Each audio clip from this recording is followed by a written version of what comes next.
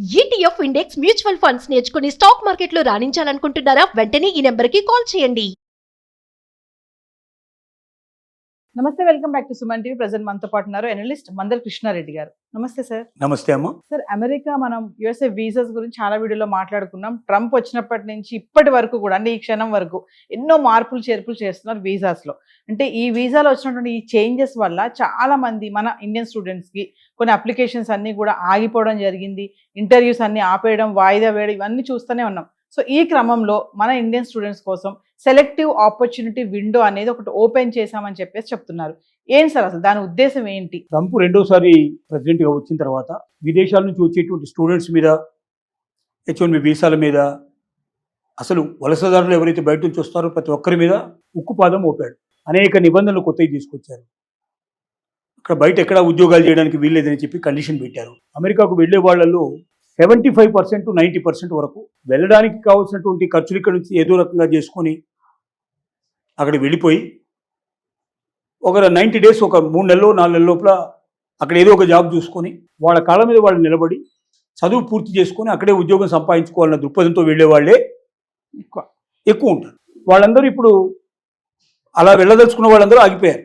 ఇక ముందు కూడా అవకాశాలు వాళ్ళకు లేవు, శూన్యమనే చెప్పాలి. ఇప్పుడు అక్కడి నుంచి కొన్ని యూనివర్సిటీకి సంబంధించినటువంటి ప్రొఫెసర్స్ ఇక్కడికి వచ్చి వాళ్ళు ప్రెస్ కాన్ఫరెన్స్లు పెట్టి ఇక్కడ ఏం చెప్తున్నారంటే, వాళ్ళకి ప్రవేశాలు తగ్గిపోయినాయి. ప్రవేశాలు లేకపోతే యూనివర్సిటీస్ క్లోజ్ అయిపోతాయి.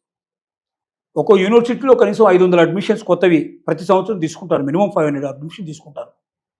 దాంట్లో 100 మంది కనీసం ఇండియన్స్ ఉండేటువంటి అవకాశాలు ఉన్నాయి గతంలో. ఇప్పుడు అన్ని దేశాల వాళ్ళు ఇప్పుడు తగ్గిపోయారు, ఇండియన్స్ కూడా పూర్తిగా తగ్గిపోయారు. ప్రతి దేశానికి వెళ్ళి వాళ్ళు ఇట్లా విజ్ఞప్తి చేస్తున్నారు. ఏమని చెప్తున్నారంటే, గతంలో మీరు కోరుకున్నటువంటి ఏ కోర్సు అయితే మీరు అడిగారో ఆ అడిగే కోర్సులు మేము ఇవ్వలేని పరిస్థితుల్లో ఉన్న కోర్సులు ఏదో ఒకటి మీరు సెలెక్ట్ చేసుకుని వచ్చేటువంటి వాళ్ళు, అలాగే అడిగిన యూనివర్సిటీ మేము ఇవ్వలేని పరిస్థితులు ఉండేవి. ఇప్పుడు మీరు కోరుకున్న యూనివర్సిటీలో కూడా మీరు వెళ్ళడానికి మీకు అవకాశం ఉంది. ఎందుకంటే అడ్మిషన్స్ తగ్గిపోయినాయి కాబట్టి ప్రతి ఒక్కరు ఓపెన్ చేసి పెట్టుకున్నాడు. ఎవడొస్తారని ఎదురు చూసేటువంటి పరిస్థితిలో ఉన్నారు. కాంపిటీషన్ తగ్గిపోయింది. గొప్ప గొప్ప యూనివర్సిటీ కూడా కాంపిటీషన్ తగ్గిపోయింది. ట్రంప్ తీసుకున్న నిర్ణయాల వల్ల ఇతర దేశాల వాళ్ళు అక్కడ అడుగు పెట్టాలంటే భయపడుతున్నారు. సో ఇలాంటి పరిస్థితుల్లో తిరిగి అడ్మిషన్స్ని ఎక్కువగా రప్పించుకోవడానికి అమెరికన్ యూనివర్సిటీస్ వాళ్ళ రిప్రజెంటేటివ్స్ని మనం అన్ని దేశాలకు పంపిస్తున్నట్టు కానీ ఇండియాకు కూడా పంపించి ఏం చెప్తున్నారు అంటే, ఓపీటీ అంటే మనకు ఉద్యోగాన్ని సంపాదించుకోవడానికి ఒక అర్హత, అవకాశం ఇస్తుంది. ఫస్ట్ ఇయర్లో మాత్రం మీకు ఓపీటీ దొరకదు, కానీ 1 సంవత్సరం మీరు ఏదో రకంగా దాంట్లో జాయిన్ అయిన తర్వాత మీరు గడపగలిగితే సెకండ్ ఇయర్లో మీకు ఓపీటీ వస్తుంది. ఓపీటీతో మీరు ఉద్యోగం సంపాదించుకునే అవకాశం ఉందని చెప్తున్నారు.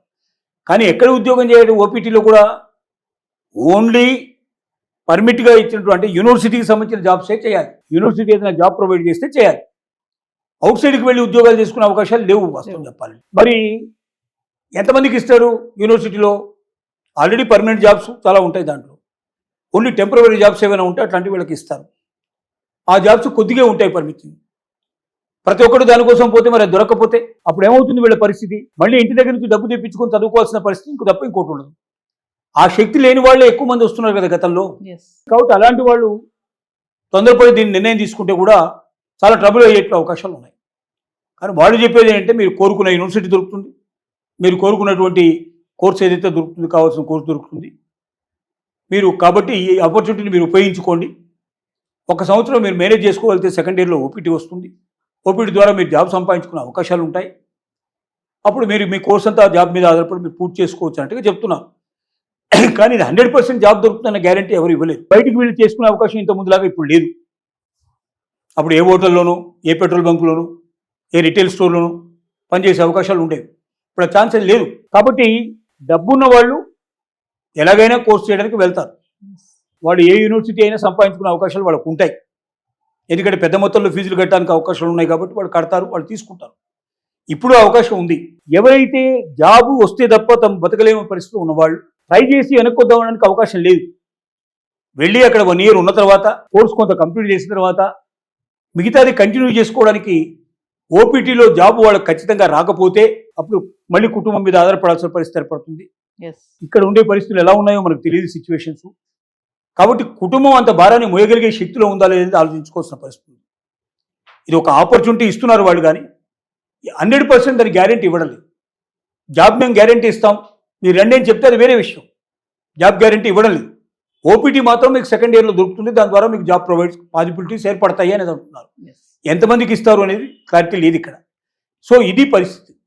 ఈ పరిస్థితుల్లో విదేశీ విద్యార్థులను ఆకర్షించడానికి అమెరికన్ యూనివర్సిటీస్ పడుతున్న పాటలని చెప్పుకోవడానికి అవకాశం ఉంది ఒక రకంగా చెప్పాలంటే. దీంట్లో మధ్యతరగతి వాళ్ళు ఎవరైనా చిక్కుకున్నారంటే అటు కాకుండా ఇటు కాకుండా వాళ్ళ పరిస్థితి త్రిశంకుడు స్వర్గంలాగా అయ్యే అవకాశం ఉంది. కాబట్టి డబ్బున్న వాళ్ళు ఈ అవకాశాన్ని ఎప్పుడైనా ఉపయోగించుకోవచ్చు. గతం కన్నా ఇప్పుడు ఎక్కువ ఛాన్సెస్ ఉన్నాయి కాబట్టి డబ్బున్న వాళ్ళు గతంలో అమెరికా పోవడానికి ఎవరైనా సిద్ధపడకపోతే ఇప్పుడు వెళ్ళి చదువుకోవడానికి పాసిబిలిటీస్ ఉన్నాయి. అది దీని సారాంశం. Thank you sir.